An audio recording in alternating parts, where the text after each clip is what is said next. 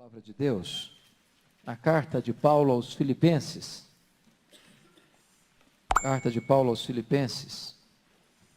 capítulo 4, versos 6 a 9.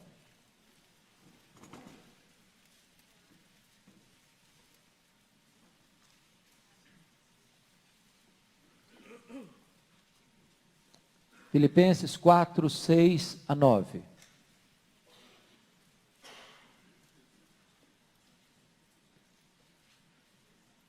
Não andeis ansiosos de coisa alguma. Em tudo, porém, sejam conhecidas diante de Deus as vossas petições, pela oração e pela súplica, com ações de graças. E a paz de Deus, que excede todo o entendimento, guardará o vosso coração e a vossa mente em Cristo Jesus. Finalmente, irmãos, tudo o que é verdadeiro, tudo o que é respeitável, tudo o que é justo, tudo o que é puro, tudo o que é amável, tudo o que é de boa fama, se alguma virtude há e se algum louvor existe, seja isso que ocupe o vosso pensamento. O que também aprendestes e recebestes e ouvistes e vistes em mim, isso praticai, e o Deus da paz será convosco. Amém. Eu quero conversar um pouco com você nesta manhã sobre um assunto que, penso eu, é familiar a todos nós. Quero tratar sobre ansiedade. E eu estou seguro disso, você sabe o que é isso. Você conhece alguém ansioso. Você se vê no espelho todos os dias. Ansiedade foi considerado o maior mal do século XX. Está entrando para o século XXI como um mal ainda mais severo. Atinge todos os estratos sociais, todas as faixas etárias, todos os segmentos religiosos. Ninguém escapa desse grande mal chamado ansiedade. Mas o que é ansiedade? É preocupação. Ansiedade é você antecipar os problemas e sofrer por eles hoje, quando eles ainda nem chegaram. Ansiedade é algo que rasga você ao meio, estrangula você. Esse é o significado da palavra. É apertar o pescoço, é asfixiar, é sufocar. O que é que produz ansiedade? Esta carta foi escrita para lidar com esse problema. E a primeira fonte geradora de ansiedade está no capítulo 1 desta carta, que são as circunstâncias que fogem ao nosso controle. Acho que muitos de vocês ou já viveram, ou estão vivendo, ou talvez viverão situações tão difíceis, tão complicadas, tão adversas, que isso produz ansiedade. É um problema financeiro grave, é o desemprego, numa época de recessão, é a vida emocional que precisa ser resolvida, é uma enfermidade que bate à porta da família, e muitas vezes drena as forças, arrancando o vício da vida, mostrando a carranca da morte. É um relacionamento conjugal, estável, que de repente se fragiliza. É uma separação amarga. É um divórcio doloroso. É um luto traumático. É uma amizade rompida. É uma decepção com alguém. Eu não sei que tipo de circunstância hoje encurrala a sua vida, mas isso certamente produz ansiedade. Paulo, no capítulo 1, revela como ele sonhara chegar em Roma, chega sim, mas algemado, chega preso. E se ele não tivesse muito cuidado, aquela circunstância adversa poderia ter tirado dele a alegria, tirado dele a paz, tirado dele a serenidade espiritual. Mas ele olhou para a circunstância na perspectiva da soberania de Deus. E disse: eu quero que vocês entendam isso. As coisas que me aconteceram contribuíram foi para o progresso do Evangelho. Mesmo na situação mais adversa da minha vida, Deus estava no controle e Deus cumpriu uma agenda positiva para o seu reino. A segunda coisa que pode gerar ansiedade no seu coração está no capítulo 2, são os relacionamentos machucados e feridos. Nada gera mais angústia na sua alma do que um relacionamento estável, bonito, harmonioso, saudável, que se estressa. Alguém que devia caminhar com você, caminha contra você. Alguém que devia estar do seu lado, está contra você. Alguém que devia encorajar você, critica você, esmaga você. E se você perceber, naquela igreja havia tensões de relacionamento. Até as líderes femininas da igreja estavam em crise. Paulo diz: roga a Evódia, roga a Sintique, que pensem concordemente no Senhor. Paulo diz no capítulo 2, que havia dentro daquela igreja partidarismo, grupos.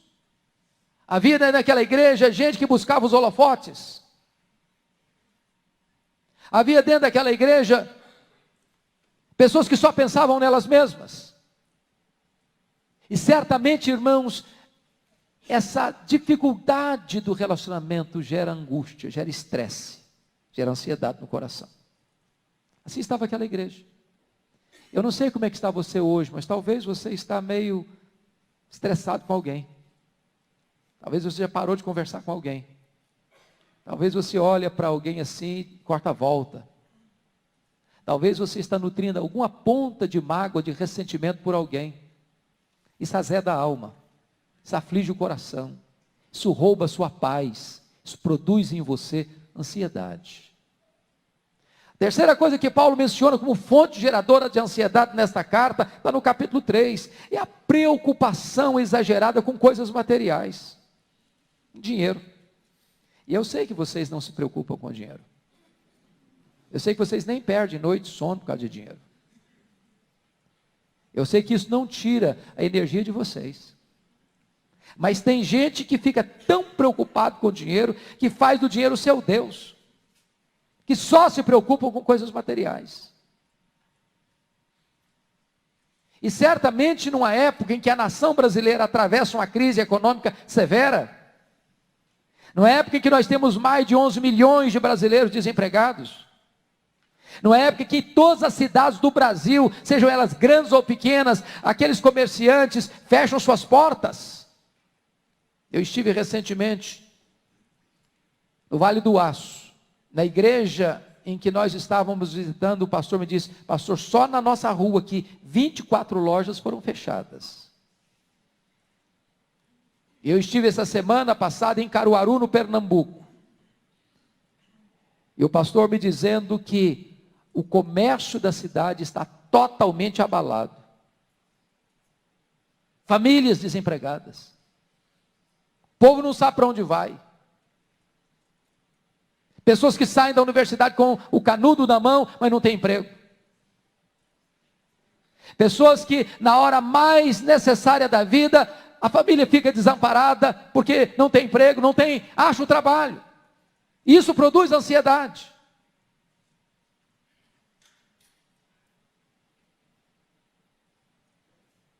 Talvez você hoje está vivendo isso, estrangulado por esse sentimento. Talvez você é daquelas pessoas que ficam roendo as unhas. E eu quero dizer para você hoje, em nome de Jesus, que a ansiedade, ela é inútil. Totalmente inútil.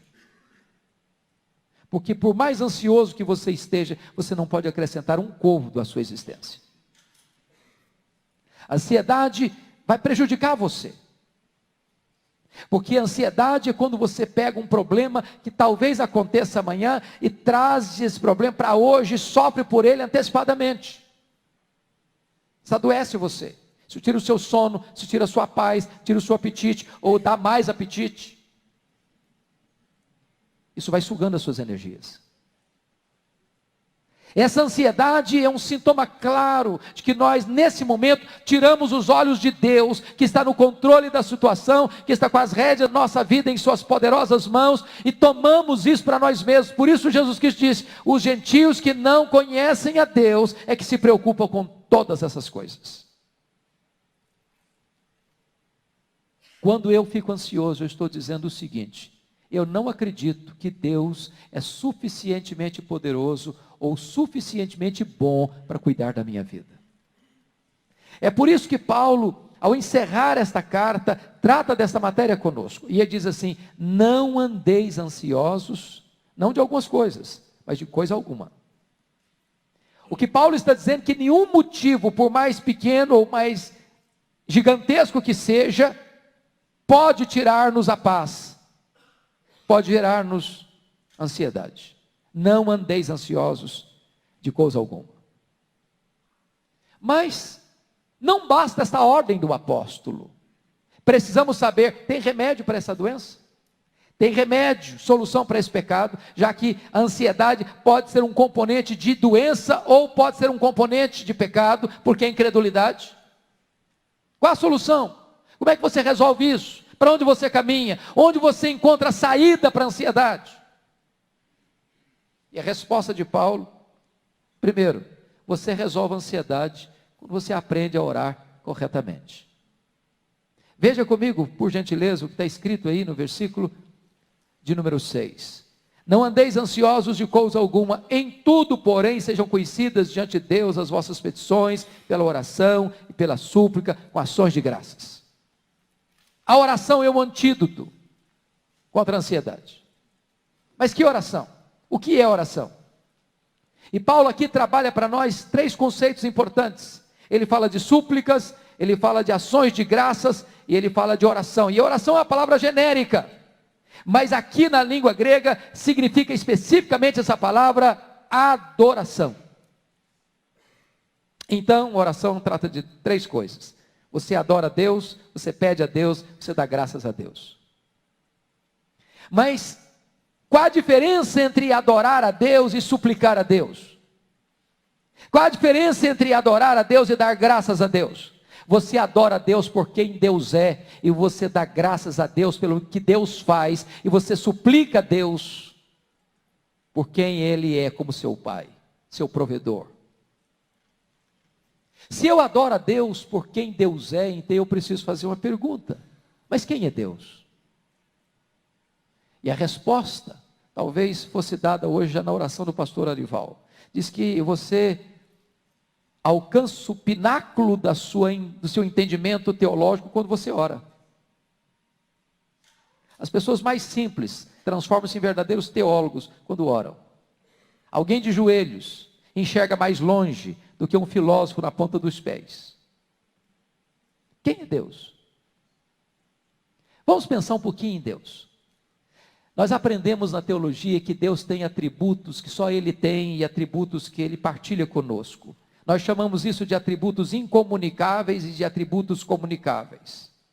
Por exemplo, Deus é imenso, Deus é infinito, Deus é eterno, Deus é imutável, Deus é onipotente, Deus é onipresente, Deus é onisciente, Deus é transcendente, Deus é transcendente, Deus é soberano. Nenhum ser, nem anjo, nem homem tem esses atributos, só Deus os tem. Quão grande é o seu Deus, quão majestoso é o seu Deus, quão poderoso é o seu Deus, quão presente o seu Deus está na sua vida, quanto Ele conhece da sua vida, quão comprometido Ele está em cuidar de você, em amar você, em sustentar você, em perdoar você, em salvar você, em prover sustento para você. Quão grande é o seu Deus. Quando você para pensar que quando você adora a Deus, você está trazendo à sua memória quão grande e majestoso é o seu Deus, isso já é um antídoto contra a ansiedade. Quando você pensa nas grandes obras de Deus, como Ele do nada criou o universo, Sem matéria pré-existente, Ele trouxe à existência tudo que existe, porque o universo não é originado espontaneamente, o universo não é uma produção de uma explosão cósmica, o universo não é o resultado de uma evolução de milhões e milhões de anos, o universo foi criado pela palavra do seu poder. E até hoje, nem você, nem eu, nem nenhum cientista sabe qual é a grandeza total do universo que Deus criou. Tão grande, tão vasto, tão sublime, tão fantástico. Esse Deus que trouxe a existência do universo, Ele é suficientemente poderoso para cuidar da sua vida. Esse Deus que você chama de Pai, Pai de toda consolação, é suficientemente bom para cuidar da sua vida. Não andeis ansiosos. Quando você adora a Deus, a ansiedade vai embora. Quão grande é o seu Deus? Talvez a melhor maneira de você entender isso é usando uma ilustração muito simples. Um dia um menino, seus 4, 5 anos, é a pergunta dos porquês, por que isso, por que aquilo outro, e os meninos parece que nessa idade se transformam em interrogadores por excelência. E um menino caminhava com seu pai, mãos dadas com ele, rua fora, quando o menino faz uma pergunta para o pai que deixa o pai embaraçado, deixa o pai perplexo, sem resposta imediata. E o menino perguntou assim: papai, qual é o tamanho de Deus? Você tem resposta para isso? Para uma criança de 4 anos? Você consegue explicar para um menino de 4 anos uma pergunta tão filosófica, tão teológica, tão complexa? A atitude do pai foi se calar, em silêncio, pensando. Daqui a pouco, entretanto, esse pai olha e vê um avião lá nas alturas, com suas turbinas roncando. E o pai disse para o menino assim: meu filho, vem cá, dá uma olhadinha para cima. Você está vendo aquele avião? Estou vendo, papai. O pai perguntou: qual é o tamanho daquele avião, filho? E o menino respondeu: ah, papai, ele é muito pequeno. Estava muito longe, muito alto. O pai percebeu a resposta do menino, pegou o menino, levou para o aeroporto. Tinha um jumbão de mais de 400 passageiros, estacionado no pátio. O pai chegou bem perto e perguntou: filho, você está vendo esse avião? Estou vendo, papai. Qual é o tamanho desse avião, filho? Ah, papai, esse é grande, esse é muito grande. E o pai então respondeu para o filho: meu filho, deixa eu explicar uma coisa para você. Você me perguntou qual o tamanho de Deus, então deixa eu explicar para você. Quando você está longe de Deus, meu filho, Deus parece pequeno para você. Mas quando você está perto de Deus, meu filho, Deus é grande para você. Aqueles que não adoram a Deus, olham para Deus como um avião muito longe, está pequeno, é impotente, é incapaz. Mas você que conhece a Deus, que adora a Deus, que busca a Deus, que conhece a intimidade de Deus, que sabe os atributos de Deus, que se gloria nas obras de Deus, Deus é grande para você, grande. Se esse Deus é grande e Ele é seu Pai, você pode suplicar a Ele, porque os ouvidos dEle não estão fechados, as mãos dEle não estão encolhidas, o coração dEle não está fechado para você. E se esse Deus é tão grande, você pode adorá-lo, e se Ele é seu Pai, você pode suplicar a Ele, então você deve dar graças a Ele, pelas suas obras, pelos seus feitos. Quando você ora corretamente, você está se vacinando contra a ansiedade. Esse é o primeiro remédio. Qual o resultado disso? Paulo responde no versículo 7, e a paz de Deus, que excede todo entendimento, guardará o vosso coração e a vossa mente em Cristo Jesus. Sabe por que guarda o coração e a mente? Porque a ansiedade é um entendimento errado e um sentimento errado. E notem vocês que essa palavra guardar aí, na língua original, traz a ideia de montar guarda, montar sentinela, montar uma muralha de proteção ao redor da sua cabeça e ao redor do seu coração, para que quando a ansiedade quiser entrar, você terá uma cerca de proteção na sua cabeça e no seu coração, e a ansiedade não poderá dominar a sua vida. Ao contrário, a paz de Deus, não uma paz qualquer, mas mas a paz que excede todo entendimento. Por que isso? Porque a paz de Deus, irmãos, não é ausência de problema. A paz de Deus não é apenas presença de coisas boas. A paz de Deus, ela pode ser experimentada no meio do vale, no meio da tempestade, na crise mais aguda da vida, quando as lágrimas banham o nosso rosto, quando as dores latejam em nosso corpo, quando as aflições açoitam a nossa alma. Mesmo nessas circunstâncias mais adversas, você pode experimentar esta paz, a paz de Deus. É por isso que ela excede todo o entendimento. Então o primeiro remédio é esse: orar corretamente. O segundo remédio que Paulo diz que pode resolver o problema da ansiedade na nossa vida é pensar corretamente. Olha o versículo 8 comigo. Você pode ler comigo, toda a igreja? Finalmente, irmãos, tudo o que é verdadeiro, tudo o que é respeitável, tudo o que é justo, tudo o que é puro, tudo o que é amável, tudo o que é de boa fama, se alguma virtude há, se algum louvor existe, seja isso que ocupe o vosso pensamento. Notem isso, irmãos. A nossa vida, ela é feita daquilo que nós sentimos, daquilo que nós fazemos, daquilo que nós pensamos. Pense em ansiedade. Pense em ansiedade comigo. Quando alguém está ansioso, nós estamos falando de sentimento. Sentimento. Não estou bem, estou mal, estou estressado, estou angustiado, estou aflito, não consigo dormir, não consigo comer, tenho taquicardia, tenho um nó na garganta, tenho uma pressão no peito. E aí eu vou procurar alguém para me ajudar, e a primeira coisa que a pessoa olha é para o meu sentimento. Talvez me dê um remedinho para me aliviar a carga, me dê um ansiolíticozinho para eu dormir um pouquinho, para dar uma relaxada. Mas o que ele fez? Tratou de quê? Do sintoma. Mas não tratou de quê? Da causa. Não adianta tomar Novalgina se você tem uma infecção. E também não adianta tomar antibiótico se você precisa de uma cirurgia. Então, por que eu sinto o que eu sinto? Porque eu faço o que eu faço. O que gera o sentimento é o comportamento. Se você está fazendo coisa errada, pode ter certeza que você vai se sentir mal mesmo. E se você estiver fazendo coisa errada e não sentir mais mal, piorou a situação. Piorou a situação. Porque agora você está começando a cauterizar a sua consciência. Mas eu também não posso lidar com um paciente, eu não posso lidar com o meu problema apenas na área comportamental. Não posso. Sabem por quê? Porque eu preciso fazer uma pergunta. Por que é que eu faço o que eu faço? E a resposta dessa pergunta é: eu faço o que eu faço porque eu penso o que eu penso. O que gera o comportamento é o pensamento.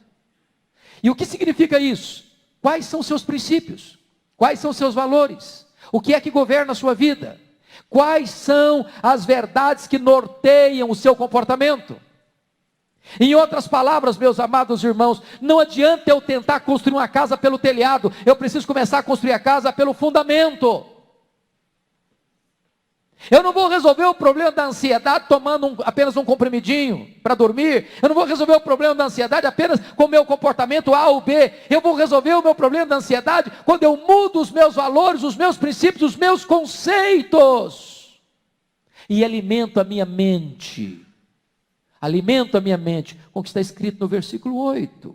Finalmente, tudo que é verdadeiro. Então, ponha na sua cabeça o que é verdadeiro. Tudo que é respeitável, não ponha coisa suja na sua cabeça. Tudo que é justo, não ponha coisa injusta na sua cabeça. Tudo que é puro, não alimente a sua mente com sujeira. Tudo que é amável, não alimente a sua mente com coisa que é ruim, que detrata, que machuca, que fere as pessoas. Tudo que é de boa fama, não ponha na sua mente aquilo que é de má fama. Se alguma virtude há, se algum louvor existe, seja isso que ocupe o vosso pensamento. Alguém já disse que você não pode impedir que um passarinho voe sobre a sua cabeça, mas você pode impedir que ele faça ninho na sua cabeça. Mark Lloyd Jones, quando escreveu talvez o melhor livro sobre batalha espiritual que pelo menos eu conheço em língua portuguesa, O Combate Cristão, que é uma exposição de Efésios 6, ele fala daquilo que se chama de dardos inflamados do maligno. E ele diz que dardos inflamados do maligno é quando vem na sua mente um pensamento que não é seu, que você não gosta, que você não quer, que você não crê, que você não aceita, coisa que está na contramão dos seus valores morais, ou vocês nunca foram flagrados por um pensamento maluco? Ou vocês já não pensaram coisas que vocês tiveram vergonha de pensar? Ou já não passou pela sua cabeça coisas que você não teria coragem de contar para um amigo mais íntimo? São dardos inflamados do maligno. Em outras palavras, não pegue essas coisas para puxá-las para você, para nutri-las no seu coração. Não alimente a sua mente com coisa ruim. Agora, se você não quer alimentar a sua mente com coisa ruim, veja o que você está vendo, veja o que você está ouvindo, note onde você está andando, onde você está indo, porque essas coisas vão alimentar a sua mente, porque aquilo que entra pelos seus olhos, que entra pelos seus ouvidos, que entra pelos seus sentidos, vão se alojando na sua mente, vão se introduzindo na sua mente, e você vai ser um produto daquilo que está na sua mente. Então você quer sair da ansiedade? Primeiro, ore corretamente. Segundo, pense corretamente. Terceiro e último lugar, como é que você resolve o problema da ansiedade? Primeiro, quando você ora corretamente. Segundo, quando você pensa corretamente. Terceiro, quando você age corretamente. Olha o versículo 9. O que também aprendestes, e recebestes, e ouvistes, e vistes em mim, isso praticai. E o Deus da paz será convosco. Irmãos amados, o conhecimento é uma grande bênção. É uma grande bênção. Lá no passado, quando Paulo estava discursando diante de Agripa e de Festo, chegou o momento em que Festo interrompeu Paulo e disse assim: as muitas letras te fazem delirar. Eu acho que hoje nós iríamos usar uma outra expressão: as poucas letras te fazem delirar. Tem muita gente que delira, não é porque conhece muito, é porque conhece quase nada, ou nada.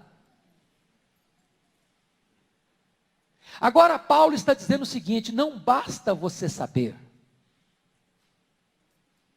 porque toda vez que você vem à igreja é uma bênção, você aprende um pouco, ou se não aprende nada, recorda o que você já aprendeu.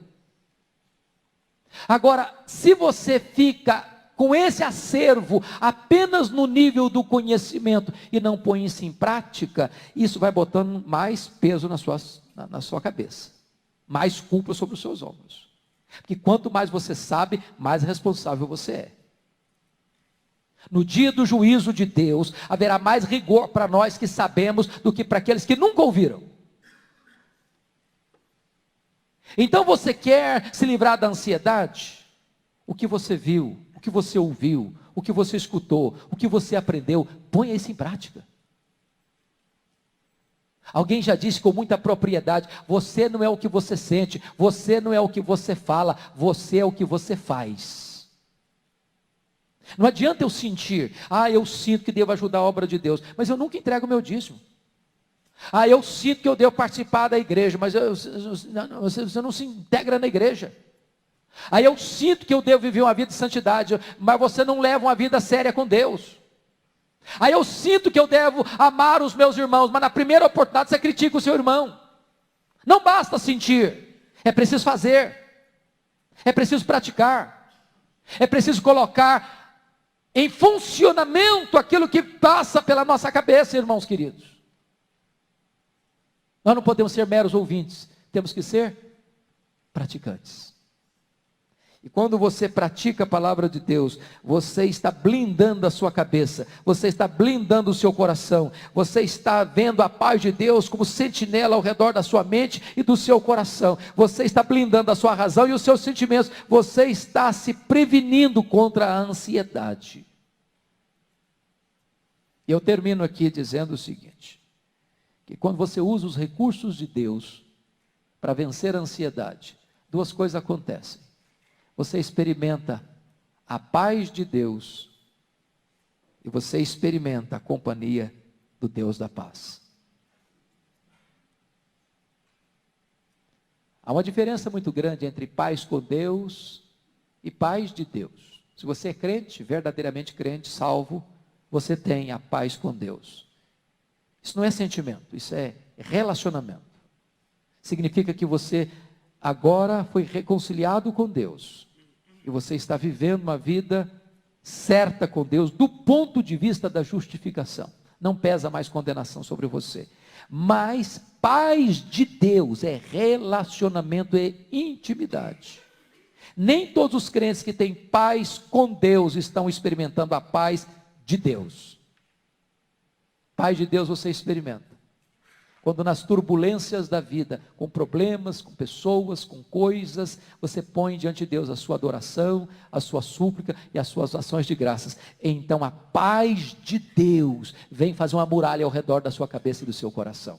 Mas quando você experimenta a paz de Deus, mais do que isso, você tem a companhia do Deus da paz. Aí está o nosso refúgio. Aí está o antídoto contra a ansiedade. Aí está o remédio do céu para os males da terra. Aí está a resposta de Deus para o nosso coração, tantas vezes assaltado pela ansiedade.